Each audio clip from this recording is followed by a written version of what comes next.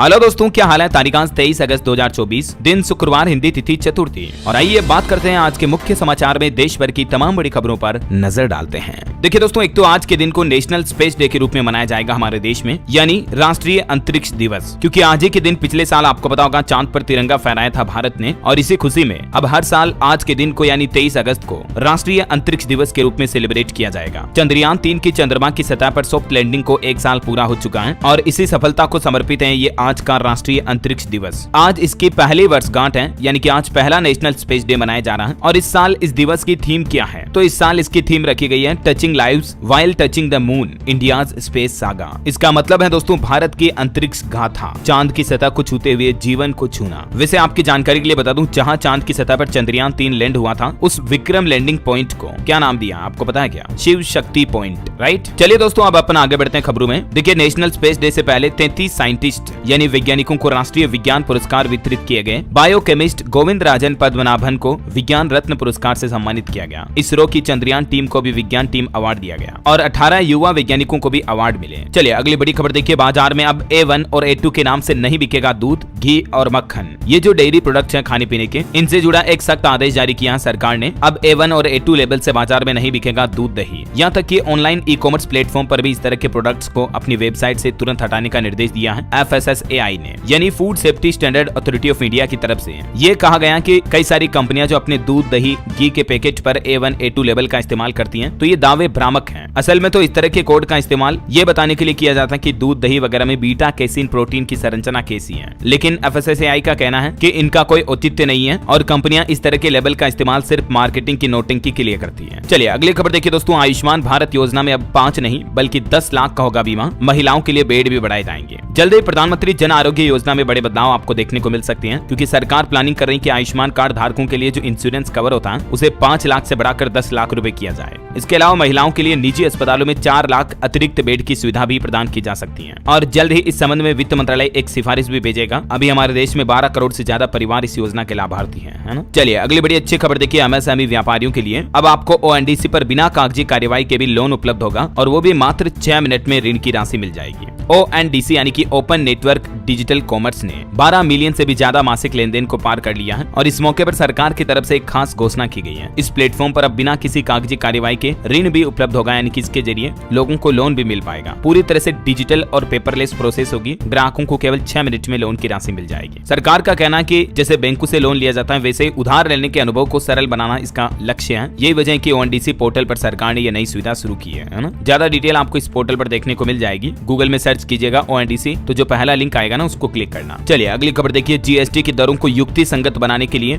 GOM की बैठक हुई। कुछ वस्तुओं पर करों में कटौती पर भी चर्चा हुई और GOM की इस बैठक में कुछ राज्यों ने स्वास्थ्य और जीवन बीमा पर GST का मुद्दा भी उठाया और इस प्रस्ताव को आगे भी भेजा गया। तो वैसे तो GST काउंसिल की मीटिंग अगले महीने 9 सितंबर को होगी, लेकिन इससे पहले ये एक बैठक हुई जिसमें कुछ चीजों पर GST कटौती को लेकर भी विचार विमर्श किया गया है ना। चलिए दोस्तों, सरकारी कर्मचारियों के लिए बड़ी अच्छी खबर है। OPS यानी कि ओल्ड पेंशन स्कीम पर जल्द ही अहम फैसला आ सकता है, यानी कर्मचारियों को पुरानी पेंशन मिलेगी या नहीं, अब 24 घंटे में निर्णय तय हो सकता है। क्योंकि पहली बार खुद देश के प्रधानमंत्री नरेंद्र मोदी कर्मचारियों के साथ बैठक करने जा रहे हैं इसी OPS NPS के मुद्दे को लेकर। रिपोर्ट्स के मुताबिक अब 2 राज्यों में विधानसभा चुनाव से पहले PM मोदी 24 अगस्त को स्टाफ साइड की राष्ट्रीय परिषद JCM के प्रतिनिधियों के साथ बातचीत करेंगे। और पिछले 1 दशक में ऐसा पहली बार हो रहा दोस्तों जब कर्मचारी संगठन के नेताओं को खुद PM ने बातचीत के लिए बुलाया है। तो PM आवास पर यह बैठक होगी कर्मचारियों की। देखते हैं इसमें PM मोदी और कर्मचारियों के बीच क्या कुछ बातचीत होती है। पुरानी पेंशन, नई पेंशन वगैरह को लेकर जो भी अपडेट आएंगे मैं आपको बता दूंगा सबसे पहले इसी चैनल DLS न्यूज के माध्यम से, ठीक है ना। तो देखिए खबर है, भारत सरकार अगले महीने सितंबर से जनगणना की प्रक्रिया भी शुरू कर सकती है। मीडिया रिपोर्ट्स के मुताबिक जनगणना के इस सर्वे में लगभग 18 महीने लगेंगे और इसके नतीजे मार्च 2026 तक आने की उम्मीद है। वैसे तो भारत में हर 10 साल में जनगणना कराई जाती है, आपको पता होगा, और इस हिसाब से 2021 में भी होनी थी, लेकिन कोविड-19 महामारी के चलते इसको कैंसिल कर दिया। चलिए अगली खबर देखिए। एक नया आदेश, हज के दौरान अब एक ही कमरे में नहीं रह सकेंगे बीवी और शौहर। सऊदी अरब की सरकार की तरफ से हज यात्रियों के लिए एक बड़ा फैसला लिया है। अब हज जाने वाले बीवी और शौहर को एक साथ एक कमरे में सोने की इजाजत नहीं दी जाएगी। सऊदी अरब में इस बार हज के दौरान पति पत्नी एक ही कमरे में भी नहीं रह सकेंगे, क्योंकि सरकार की तरफ से हज यात्रा के दौरान महिला और पुरुष हज यात्रियों को एक ही कमरे में ठहरने पर रोक लगा दी है। पुरुषों को महिला आजमीन के कमरों में प्रवेश की अनुमति भी नहीं होगी। और भी ये सऊदी अरब सरकार की गाइडलाइंस आप देख सकते हैं स्क्रीन पर। चलिए अगली बड़ी खबर देखिए। दवा कंपनियों को सरकार ने बड़ा झटका दिया है। तकरीबन 156 तरह की दवाइयों पर प्रतिबंध लगा दिया है। सरकार ने कहा कि इन दवाओं के दूसरे सुरक्षित विकल्प उपलब्ध हैं और फिलहाल हमारे देश में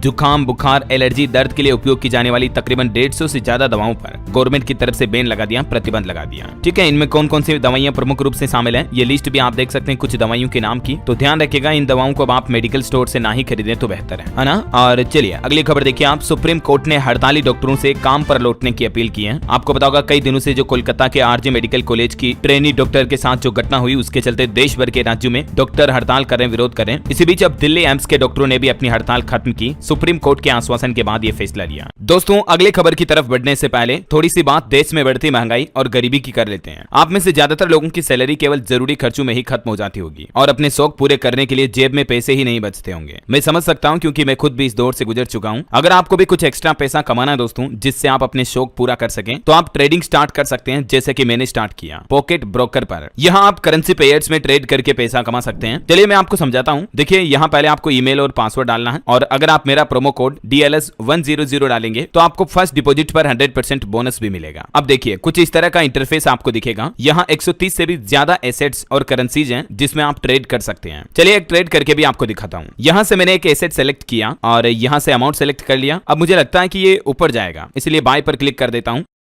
देखा कैसे मैंने ट्रेड करके कुछ पैसा कमा लिया और अब इसे आप आसानी से विड्रॉल भी कर सकते हैं आपके बैंक अकाउंट में। और अगर आपको कोई इश्यू आता है तो आपको इनका 24/7 सपोर्ट भी अवेलेबल रहता है। तो जाओ आप भी एक्स्ट्रा इनकम करना शुरू कर दो। डिस्क्रिप्शन और पिन कमेंट में मैंने पॉकेट ब्रोकर का लिंक दे दिया है और मेरा प्रोमो कोड DLS100 डालकर रजिस्टर करेंगे तो आपको फर्स्ट डिपॉजिट पर 100% बोनस भी मिलेगा।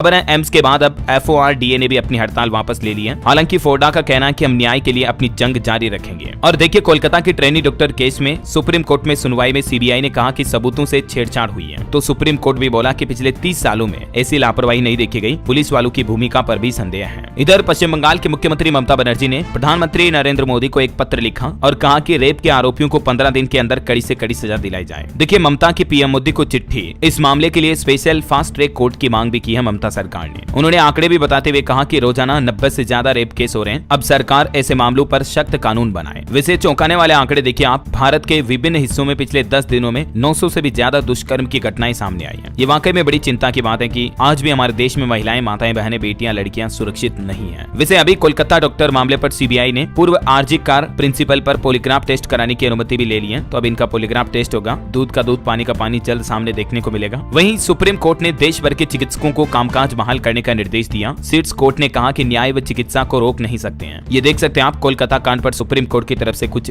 जरूरी दिशा निर्देश जारी किए गए है ना। और एक खबर है कि चर्चित श्रवण साहू कांड में भी एक बड़ा फैसला सामने आया। CBI की स्पेशल कोर्ट ने 8 दोषियों को उम्र कैद की सजा सुनाई। उत्तर प्रदेश की राजधानी लखनऊ में 1 फरवरी 2017 को यह घटना हुई थी है ना। चलिए अगली खबर देखिए। देश की GDP ग्रोथ रेट पहली तिमाही में 6% रहने का अनुमान है। घरेलू रेटिंग एजेंसी ICRA की तरफ से यह अनुमान लगाया गया है। वैसे वित्त मंत्रालय की भी इस संबंध में एक रिपोर्ट जारी हुई जिसमें कहा गया कि देश की आर्थिक गति बरकरार रहेगी। 6.5 से 7% वृद्धि हासिल करने की उम्मीद है GDP की। वहीं एक रिपोर्ट आ रही दोस्तों, अगले 5 सालों में दुगना हो जाएगा हमारे देश में गोल्ड लोन बाजार का आकार भी। और GST चोरी पर भी सरकार ने डेटा जारी किए। पिछले 4 सालों में 1.25 लाख करोड़ की GST चोरी हुई। 59,000 फर्जी कंपनियों की जांच चल रही है, जिन मामलों में अब तक 170 से ज्यादा लोग गिरफ्तार भी हुए हैं। चलिए अगली खबर देखिए दोस्तों। PM मोदी पोलैंड दौरे पर हैं। उन्होंने वहां के राष्ट्रपति डूडा से मुलाकात की और भारत पोलैंड संबंधों को रणनीतिक साझेदारी में बदलने पर भी चर्चा हुई। पोलैंड में PM मोदी का सेरेमोनियल वेलकम किया गया। रेड कारपेट पर देख सकते हैं आप, राष्ट्रगान की धुन के साथ गार्ड ऑफ ऑनर का सम्मान दिया गया उन्हें। वहीं PM मोदी और पोलैंड के प्रधानमंत्री ने सुरक्षा और व्यापार समेत कई अहम मुद्दों पर चर्चा भी की। भारत पोलैंड के बीच अगले 5 साल का एक्शन प्लान भी बनकर तैयार हुआ। सिक्योरिटी एग्रीमेंट पर भी सहमति बनी। ये देख सकते हैं आप, दोनों सरकारों के बीच एक अहम समझौता हुआ जिस पर सहमति बनी, डिटेल भी। वहीं पोलैंड में बोले प्रधानमंत्री नरेंद्र मोदी, यूक्रेन संघर्ष के दौरान भारतीय छात्रों को बचाने में आपकी मदद को कभी नहीं भूल सकते हैं। पोलैंड में PM ने कहा कि UN में सुधार समय की मांग है और रूस यूक्रेन युद्ध पर भी चिंता की बात कही उन्होंने। वैसे आपको पता होगा अभी पोलैंड से यूक्रेन का दौरा करेंगे PM मोदी, लेकिन इसी बीच यूक्रेन ने रूस के खिलाफ एक और सबसे घातक हमला किया। एयरबेस व रेडियो केंद्र को निशाना बनाया। PM दौरे के बीच ये रूस यूक्रेन युद्ध और ज्यादा उग्र होता जा रहा है। चलिए अगली खबर देखिए आप। सेबी की तरफ से एक अलर्ट जारी किया है। इंट्राडे ट्रेडिंग में ज्यादा जोखिम होता है और फुल टाइम जॉब वाले लोग इससे दूर रहें तो बेहतर है, क्योंकि हालिया एक स्टडी में पता चला कि इंट्राडे ट्रेडिंग करने वाले 71% निवेशकों की रकम डूब गई। इसलिए मार्केट रेगुलेटर सेबी की तरफ से ये अलर्ट जारी किया गया। चलिए किसान भाई लोगों के लिए बड़ी अच्छी खबर देखिए। किसानों की शिकायतों के समाधान के लिए अब समिति गठित करेगा सुप्रीम कोर्ट। सुप्रीम कोर्ट ने पंजाब हरियाणा के किसानों के संभव बॉर्डर मामले पर सुनवाई करते हुए कहा कि जल्द ही किसानों की समस्याओं के समाधान के लिए समिति गठित की जाएगी। 2 सितंबर को इस मामले पर अगली सुनवाई होगी।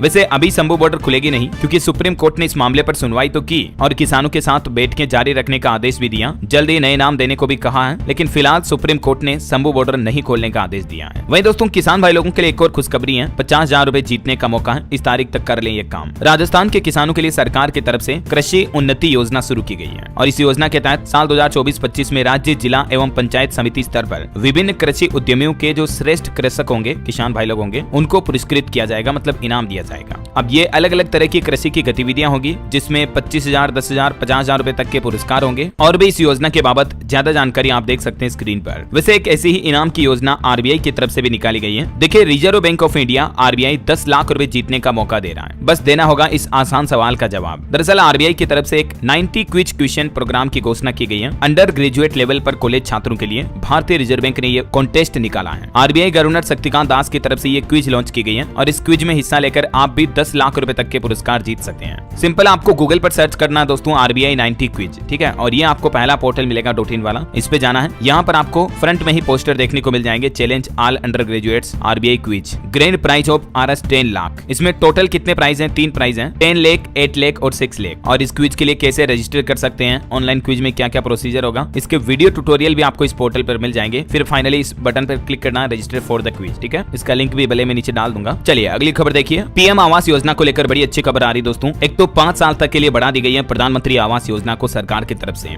इसके अलावा अब जिनके घर में मोटरसाइकिल है, फ्रिज है, उन लोगों को भी इस योजना का लाभ मिलेगा। पहले ऐसे लोग इस योजना से बाहर थे, लेकिन सरकार ने अब ज्यादा लोगों को इस योजना का फायदा देने के लिए इसके नियमों में कुछ ढील दी है और भी इस योजना में 4 प्रमुख बड़े बदलाव किए हैं इसके नियमों में। इसको लेकर एक सेपरेट वीडियो मैंने कल शाम को डीएलएस न्यूज के ऊपर डाला है। अगर आप देखना चाहते हैं कि प्रधानमंत्री आवास योजना के नियमों में कौन कौन से 4 बड़े बदलाव हुए हैं, तो जरूर इस वीडियो को देख लीजिएगा, ठीक है ना। बहरहाल अभी तो कुछ और महत्वपूर्ण और काम की खबरें देखेंगे अपन, लेकिन दोस्तों फिलहाल वक्त तो चला आज के ताजा मौसम समाचार जानने का। देखिए, देश का मानसून ट्रेकर उत्तर प्रदेश में 80 गाँव में बाढ़ का भारी कहर छाया हुआ। पिछले 24 घंटों में ही 7 लोगों की मौतें हो गई। राजस्थान समेत 16 राज्यों में आज भी भारी बारिश का अलर्ट है। कुछ अलग अलग राज्यों के हालात देखिए आप। मध्य प्रदेश का मानसून अपडेट, भोपाल, नर्मदापुरम समेत कई जिलों में बारिश हुई। 27 जिलों में आज भी बारिश का अलर्ट है। 10 साल बाद खुले मुरैना के पगारा बांध के गेट। राजस्थान का मानसून अपडेट देखिए, अगले 1 सप्ताह तक भारी बारिश का अलर्ट है पूरे राज्य में। फिर एक्टिव हुआ मानसून, कोटा, उदयपुर संभाग में ज्यादा बरसात की संभावना है। इधर उत्तर प्रदेश में देखिए दोस्तों, 54 जिलों में बरसात की वजह से भारी बारिश और बाढ़ का कहर छाया हुआ है। इटावा में एक दीवार के नीचे दबकर 4 लोगों की जान चली गई। यूपी में आज और कल भी 8 जिलों में भारी बारिश का अलर्ट है। वैसे तो उत्तर प्रदेश के लिए मौसम विभाग का कहना है कि 28 अगस्त तक पूरे प्रदेश में अच्छी बारिश की भविष्यवाणी है, क्योंकि उत्तरी बांग्लादेश से एक और मानसून आया है यूपी में, इसलिए इस पूरे सप्ताह अच्छी बारिश की गतिविधियां देखने को मिलेगी। इधर हिमाचल प्रदेश में देखिए दोस्तों, अब कमजोर पड़ा मानसून। अब तक सामान्य से 22% कम बारिश हुई हिमाचल में। 25 अगस्त से फिर से बारिश का अलर्ट है। बिहार के भी 24 जिलों में बारिश की चेतावनी। पटना में पूरे दिन छाए रहे बादल। छत्तीसगढ़ में भी अगले 24 घंटों में नए सिस्टम बनेंगे, जिससे पूरे राज्य में तेज बारिश का अलर्ट है।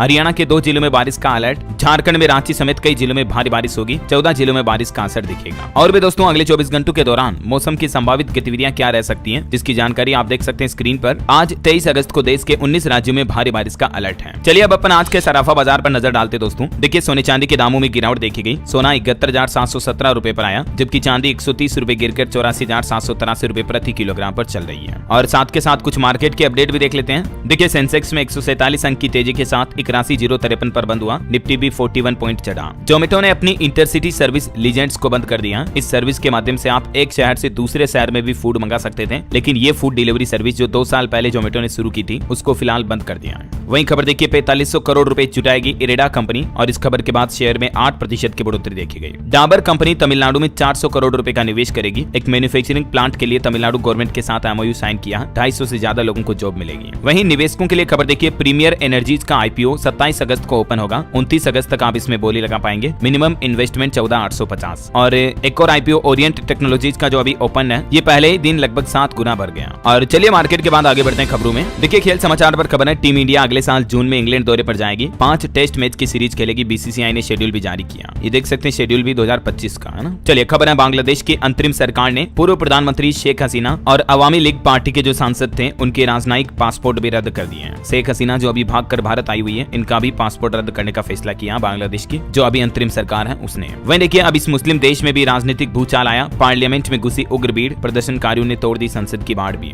बांग्लादेश के बाद अब एक और मुस्लिम बाहुल देश में लोकतंत्र काफी खतरे में है। उद्देश्य है इंडोनेशिया। यहाँ की राजधानी जकार्ता में भारी उथल फुथल देखी गई। संसद में भी लोगों ने विरोध करके तोड़फोड़ की, देख सकते हैं आप तस्वीरें। और वैसे बांग्लादेश में अभी भी जो हिंदू भाई लोगों के साथ हिंसा हो रही है, इसको लेकर देखिए उत्तर प्रदेश प्रयागराज में सड़कों पर उतरे हिंदू संगठन, भगवा के साथ लहराया तिरंगा, पुतला भी फूंका और प्रधानमंत्री नरेंद्र मोदी से कार्रवाई की मांग भी की। बांग्लादेश मुर्दाबाद, होश में आओ, अत्याचार के खिलाफ एक्शन हो, ऐसी मांगों को लेकर महिलाओं ने भी जमकर नारेबाजी की और आक्रोशित लोगों ने बांग्लादेश का पुतला भी फूंका। चलिए खबर है जम्मू कश्मीर में कांग्रेस और एनसी में गठबंधन हुआ। फारूक अब्दुल्ला ने कहा कि सीटों का बंटवारा बाद में होगा। राहुल गांधी बोले कि हमने मोदी का कॉन्फिडेंस तोड़ा। वहीं जम्मू कश्मीर में एक बड़ी दुर्घटना हो गई। लद्दाख में 200 मीटर गहरी खाई में गिरी बस, 6 लोगों की जान चली गई, 22 से ज्यादा घायल हो गए। चलिए खबर देखिए, वक्फ बिल पर 31 सदस्यीय जेपीसी की पहली बैठक हुई। अध्यक्ष जगदम्बिका बोले कि सभी 44 बदलावों पर चर्चा करेंगे, हर हिस्सेदार की बात सुनी जाएगी। आपको पता होगा हाल ही में केंद्र सरकार ने वक्फ बोर्ड कानून में बदलाव को लेकर जो संसद में विधेयक पेश किया, इसको लेकर जो कमेटी गठित की, उसकी ये पहली बैठक हुई है ना। चलिए खबर देखिए, अब निकाह और तलाक का भी पंजीकरण होगा। असम राज्य सरकार ये नया विधेयक लाने जा रही है। लव जिहाद को रोकने के लिए भी असम में कानून बनाया जाएगा। और असम की हिमंत बिश्व शर्मा सरकार का कहना है कि मुस्लिम विवाह पंजीकरण विधेयक 2024 को असम सरकार की कैबिनेट ने मंजूरी दे दी है। और इस नए नियम के बाद अब असम में काजी नहीं बल्कि सरकार करेगी निकाह का रजिस्ट्रेशन भी। इतने दिन काजी करते थे कई समाज में, कई धर्म में विवाह का रजिस्ट्रेशन, लेकिन अब काजी नहीं करेंगे। वो कहावत तो आपने सुनी होगी ना, मियाँ बीबी राजी तो क्या करेगा काजी। वही वाला काजी जो विवाह को मान्यता देता था, लेकिन अब वो मान्यता नहीं दे पाएंगे क्योंकि असम सरकार खुद निकाह का रजिस्ट्रेशन करेगी।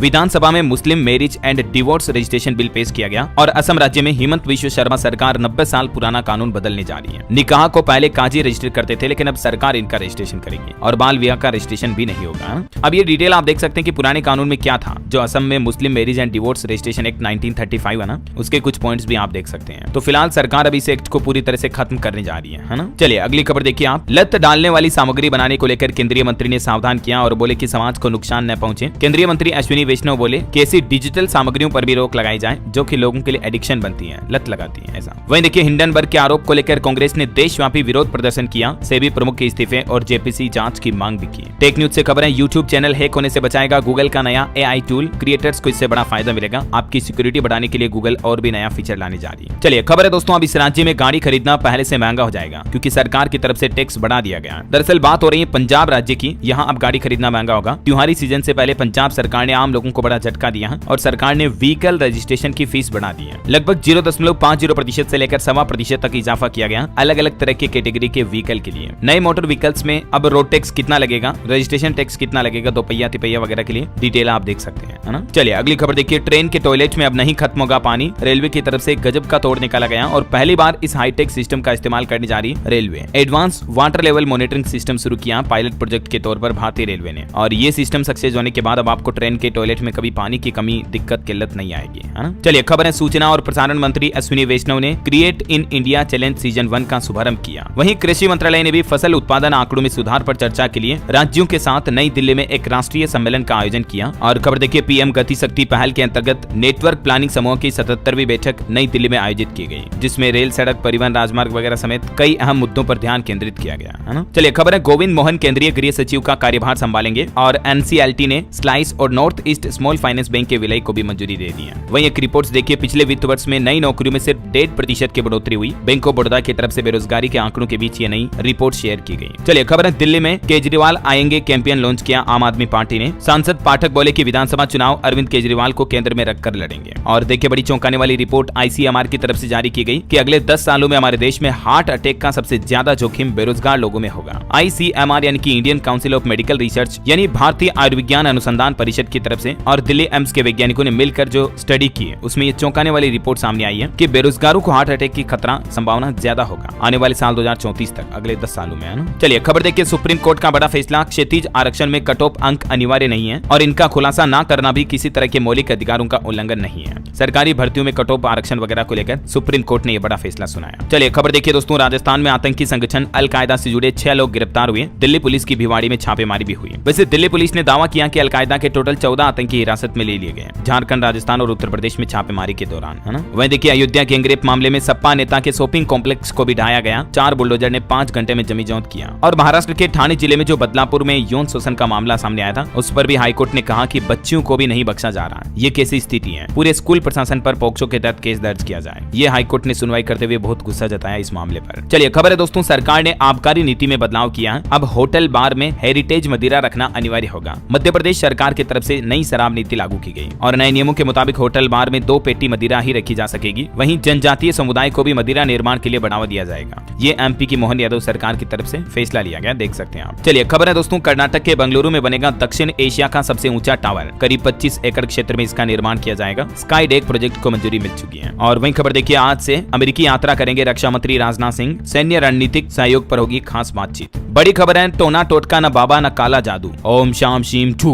अब ऐसा कुछ नहीं चलेगा। देखिए, इस राज्य में होगी 7 साल की सजा, 50,000 का जुर्माना भी लगेगा। दरअसल गुजरात राज्य सरकार की तरफ से जादू टोना टोटका करने वालों के लिए ये सख्त कानून लागू कर दिया है। ऐसे लोगों को सीधी 7 साल तक की जेल की सजा होगी। सदन में अंधविश्वास विरोधी बिल सर्वसम्मति से पारित हुआ और 50,000 रुपए का जुर्माना भी लगेगा। अंधविश्वास, टोना टोटका, जादू टोना पर रोक लगाने के लिए ये गुजरात सरकार की तरफ से वाकई में बहुत ही अच्छी पहल की गई है। वैसे आपको बता दूं, गुजरात से पहले ऐसा कानून महाराष्ट्र, कर्नाटक, उड़ीसा, राजस्थान, छत्तीसगढ़ और असम में अंधविश्वास निर्मूलन कानून लागू कर रखा है और इस तरह से गुजरात ऐसा कानून लागू करने वाला देश का 7वां राज्य बन चुका है। ठीक है ना। चलिए अगली खबर देखिए, सरकार से अब आर पार की लड़ाई लड़ेंगे सरकारी कर्मचारी। अगले महीने 10 सितंबर से आकस्मिक अवकाश का भी ऐलान किया है। हिमाचल प्रदेश में सरकारी कर्मचारी अपने डीए, एरियर वगैरह इन मांगों को लेकर सरकार पर गुस्सा कर रहे हैं। और खबर है, अब घर में अकेले रहने वाले बुजुर्गों को भी किसी से डरने की जरूरत नहीं है, तुरंत हाजिर होगी यूपी पुलिस। ये एक नई पहल शुरू की गई है। मतलब अब उत्तर प्रदेश में अगर बुजुर्ग दादा दादी को कोई दिक्कत है तो तुरंत यूपी डायल 112 नंबर पर आपको कॉल करना है और तुरंत यूपी पुलिस आपकी सहायता के लिए हाजिर होगी, है ना। चलिए खबर है, अब दिव्यांग बच्चों को घर पर आकर टीचर पढ़ाई करवाएंगे। शिक्षा विभाग की तरफ से ये नई पहल शुरू की गई है। उत्तर प्रदेश में ही ये पायलट प्रोजेक्ट शुरू किया गया यूपी अमेठी से, जहां दिव्यांग बच्चों को घर पर जाकर पढ़ाएंगे अब टीचर। 29 स्पेशल एजुकेटर देंगे शिक्षा सप्ताह में, 2 दिन की पढ़ाई भी होगी। और देखिए छुट्टियों पर बड़ी खबर आ रही कि 25-26 तारीख को सार्वजनिक अवकाश की घोषणा की गई है। उत्तर प्रदेश में कृष्ण जन्माष्टमी को देखते हुए ये सार्वजनिक छुट्टियां घोषित कर दी गई है। सभी सरकारी, private office, bank, school, college वगैरह बंद रहेंगे। ठीक है ना। चलिए खबर देखिए, उत्तर प्रदेश के मुख्यमंत्री योगी आदित्यनाथ ने मुजफ्फरनगर में एक बड़ा ऐलान किया। बोले कि अगले 2 सालों में 2 लाख से ज्यादा युवाओं को देंगे सरकारी नौकरी। वहीं आदिवासियों के लिए भी एक खुशखबरी है। अब पीएम जन मन योजना के तहत सरकारी नौकरियों में सीधी भर्ती की जाएगी। मध्य प्रदेश में जनजातीय कार्य मंत्री डॉक्टर कुंवर विजय शाह की तरफ से ये बड़ी घोषणा की गई बैठक के दौरान। आदिवासियों को अब सीधी भर्ती का फायदा मिलेगा एमपी में, है ना। चलिए कुछ और स्टेट न्यूज अपडेट देखते हैं। देखिए, देश में एमएसएमई क्लस्टर से चर्चा का आगाज राजस्थान उदयपुर से होने जा रहा। केंद्रीय वित्त मंत्री निर्मला सीतारमण बोले कि बजट घोषणाओं को लागू करने में ग्राउंड जीरो पर संवाद होगा। वहीं राजस्थान के मुख्यमंत्री भजन लाल बोले कि हर जिले को बनाएंगे export hub. 1 district 1 product policy भी ला रहे हैं। जयपुर में हाइड्रोलिक प्लांट का उद्घाटन भी किया। वैसे प्रधानमंत्री नरेंद्र मोदी भी 25 तारीख को राजस्थान जोधपुर आएंगे। हाईकोर्ट के प्लेटिनम जुबली कार्यक्रम में भाग लेंगे। वहीं देखिए, राजस्थान में भी मंकी पॉक्स को लेकर अलर्ट जारी हुआ। केंद्र सरकार की एडवाइजरी के बाद अब राज्य सरकार ने भी सभी विभागों को अलर्ट किया। चलिए खबर है, छत्तीसगढ़ में रशियन टेक्नोलॉजी पर चलेगी लाइट मेट्रो। रायपुर दुर्ग के बीच लगाएगी दौड़। रूस रायपुर नगर निगम में एक एमओयू भी साइन हुआ। वहीं खबर है, छत्तीसगढ़ में 24 घंटों में स्वाइन फ्लू से 2 लोगों की मौत हुई। 15 दिन के अंदर 6 लोगों की जान गई। एक सप्ताह में 29 लोग पॉजिटिव आए। अभी छत्तीसगढ़ राज्य में स्वाइन फ्लू का मामला काफी बढ़ रहा है। सरकार की तरफ से अलर्ट भी जारी किया गया, सावधान रहें आप, है ना। ये स्वाइन फ्लू के कुछ प्रमुख लक्षण हो सकते हैं। वैसे आपको बता दूं, गृह मंत्री अमित शाह आज छत्तीसगढ़ का दौरा करेंगे। नक्सल मोर्चे पर रणनीति बनेगी। 8 महीने में 146 नक्सलियों को ढेर किया गया। वहीं देखिए, एक बड़ा आदेश, छत्तीसगढ़ में अब प्राइवेट अस्पतालों में सरकारी डॉक्टर नहीं कर पाएंगे प्रैक्टिस। स्वास्थ्य विभाग की तरफ से आदेश जारी किया गया। हालांकि कुछ नियमों के तहत ढील रहेगी। ये आदेश भी आप देख सकते हैं, ऑफिशियल ऑर्डर जो स्वास्थ्य मंत्रालय की तरफ से जारी किया गया है। चलिए खबर है, उत्तर प्रदेश के मुख्यमंत्री योगी आदित्यनाथ बोले कि बेशर्मी से दुष्कर्मियों के साथ दिखते हैं अखिलेश यादव। नवाब ब्रांड ही सपा का मॉडल है। लोकसभा में हार के बाद पहली बार पहुंचे मुजफ्फरनगर, सहारनपुर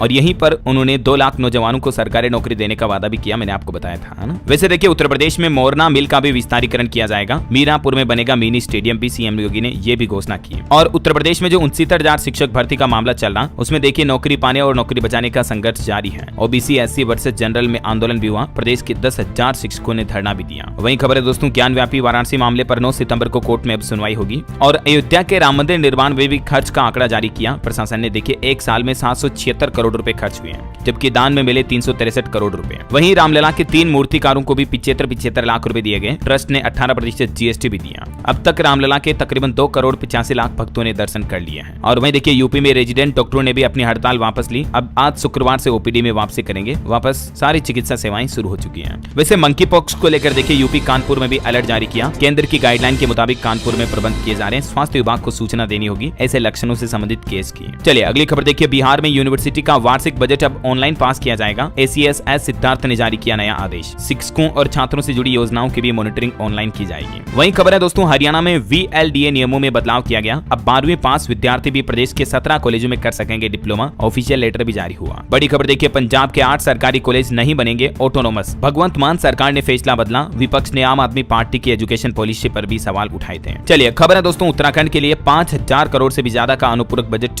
टेबल पर पेश किया गया। विधायकों के भत्ते बढ़ाने के लिए संशोधन विधेयक भी लाया गया। वहीं इनकम टैक्स को लेकर बड़ी खबर आ रही कि 6 महीने में बदल जाएगा 60 साल पुराना इनकम टैक्स का कानून। खत्म होगी मुकदमेबाजी भी। सरकार कर कानून को सरल बनाने पर भी विचार कर रही है। देख सकते हैं आप डिटेल। चलिए कुछ एजुकेशनल खबरें देख लेते हैं दोस्तों। यूपी कांस्टेबल की परीक्षा आज से होने जा रही है और इससे पहले यूपी सरकार की तरफ से कुछ जरूरी दिशा निर्देश भी जारी किए गए। वैसे तो ये 10 पॉइंट्स आप देख सकते हैं। एग्जाम देने जाने से पहले आपको इन नियमों को जरूर पालन करना होगा। थोड़ा सा वीडियो को पॉज करके स्क्रीनशॉट ले लीजिए, देख लीजिएगा। वहीं खबर है कि उत्तर प्रदेश पुलिस सिपाही भर्ती परीक्षा में कहीं पर भी आपको पेपर लीक या नकल की सूचना मिलती है तो तुरंत इस व्हाट्सएप नंबर पर सेंड करें। आप प्रशासन की तरफ से सीधे व्हाट्सएप नंबर जारी कर दिए हैं। पेपर लीक को लेकर कुछ भी आपको संदेह होता है तो तुरंत इस व्हाट्सएप नंबर पर सूचित करें आप, ठीक है ना। हालांकि खबर तो ये आ रही है दोस्तों कि UPST अपने गोरखपुर से एक महिला कांस्टेबल को उठाया और उसके मोबाइल में सिपाही भर्ती के 5 अभ्यर्थियों के एडमिट कार्ड भी मिले। कुछ मीडिया रिपोर्ट्स में ये भी बताया जा रहा है कि परीक्षा का पेपर भी मिला। हालांकि इसको लेकर अभी तक ऑफिशियली कोई बयान नहीं आया है, इसलिए आप ये तो टेंशन ना लें कि कहीं पेपर लीक फिर से नहीं हो गया, क्योंकि पहले भी पेपर लीक हुआ था, एग्जाम भर्ती को कैंसिल किया था। अब लाखों स्टूडेंट युवाओं के सपने इस भर्ती से जुड़े हैं, तो अभी तक लीक की ऐसी कोई ऑफिशियल खबर है नहीं, लेकिन इस बार नकल माफिया पूरा रडार पर है। 3 स्तर पर होगी परीक्षार्थियों की जांच भी। सुरक्षा व्यवस्थाएं भी काफी अच्छी की गई हैं ताकि फर्जी अभ्यर्थी एग्जाम ना दे पाए। इस बार यूपी में सिपाही भर्ती परीक्षा के लिए सुरक्षाएं और सख्त की गई। ड्रोन से भी निगरानी की जाएगी। चलिए कुछ और एजुकेशन के अपडेट देखिए आप। CISF में कांस्टेबल फायरमैन भर्ती की अधिसूचना जारी हुई। 1130 पदों पर आवेदन 31 अगस्त से शुरू होंगे, जिसमें 30 सितंबर लास्ट डेट रहेगी, तब तक आप अप्लाई कर पाएंगे, ठीक है। और देखिए उत्तराखंड राज्य आंदोलनकारियों व आश्रितों के लिए भी एक और सौगात मिली। PCS परीक्षा में भी आरक्षण लागू होगा। जो 10% आरक्षण का नियम था ना, उसका फायदा इस एग्जाम में भी मिलेगा। वहीं बिहार में भी बंपर भर्ती आने वाली है। 1.5 लाख शिक्षकों की नियुक्ति की जाएगी। बिहार के शिक्षा मंत्री की तरफ से यह घोषणा की गई। जल्दी ये भर्ती निकाली जाएगी। वैसे बिहार में निकाय कर्मियों को 7वें वेतनमान का तोहफा भी दिया नीतीश सरकार ने। 1589 नए पदों पर भी बहाली की। नीतीश कैबिनेट की बैठक में टोटल 31 प्रस्तावों पर मुहर लगी। और एक बड़ा खुलासा सामने आ रहा है कि 2023 में 10वीं और 12वीं में 65 लाख से भी ज्यादा छात्र फेल हुए। मध्य प्रदेश, उत्तर प्रदेश और बिहार का प्रदर्शन सबसे खराब रहा। युवाओं के लिए एक और अपडेट बता दूं, महत्वपूर्ण है। देखिए AI ऑटोमेशन, मैन्युफैक्चरिंग और ऑटो सेक्टर में भविष्य में जॉब की बूम आएगी। लिंक्डइन की कंट्री हेड रुचि आनंद ने बताया कि एजुकेशनल डिग्री से भी ज्यादा जरूरी है स्किल सीखना, और इसलिए युवा अपनी पढ़ाई के साथ साथ कुछ भी ऑनलाइन स्किल जरूर सीखें आप, चाहे ऑनलाइन ऑफलाइन कोई भी प्रैक्टिकल स्किल सीखें, जिससे कि आप जीवन में काफी आगे बढ़ सकें, है ना। वहीं देखिए महाराष्ट्र में MPSC ने प्रारंभिक परीक्षा को स्थगित कर दिया। नई तारीखों की घोषणा जल्द ही की जाएगी। ओके, और एजुकेशन के बाद अपडेट देखिए आप। क्रिस्टियानो रोनाल्डो ने जैसे यूट्यूब पर नया चैनल बनाया, वर्ल्ड रिकॉर्ड बन गया इनके नाम। मात्र 90 मिनट में 10 लाख सब्सक्राइबर्स कंप्लीट हुए। अब तक 1.5 करोड़ से भी ज्यादा फैंस इनसे जुड़ चुके हैं। और अंत में दोस्तों आज के राशिफल पर नजर डाल लेते हैं। देखिए कर्क राशि के लोग आत्मविश्वास बनाए रखेंगे तो काम पूरे होंगे। वृश्चिक राशि के लोगों की पुरानी मेहनत सफल होगी। मिथुन राशि के लोग अपने टारगेट में बदलाव करेंगे तो फायदा होगा। सिंह राशि के लोग रिश्तों में तालमेल बनाए रखें। और दोस्तों आप मुझे कमेंट करके बताइए कि चंद्रयान 3 के कोई 2 महत्वपूर्ण हिस्सों के नाम बताइए। सही जवाब देने वाले लोगों को रैंडमली सेलेक्ट होने पर DLS न्यूज टीम की तरफ से एक शानदार सरप्राइज गिफ्ट जीतने का मौका मिलेगा। और इसी के साथ ही अगर आपको वीडियो अच्छा लगा तो इसे लाइक करना, शेयर भी करना। DLS न्यूज चैनल को सब्सक्राइब करके बेल आइकन जरूर दबा देना, रोजाना ऐसी इन्फॉर्मेटिव काम की खबरें देखते रहने के लिए। जय हिंद, जय भारत, वंदे मातरम।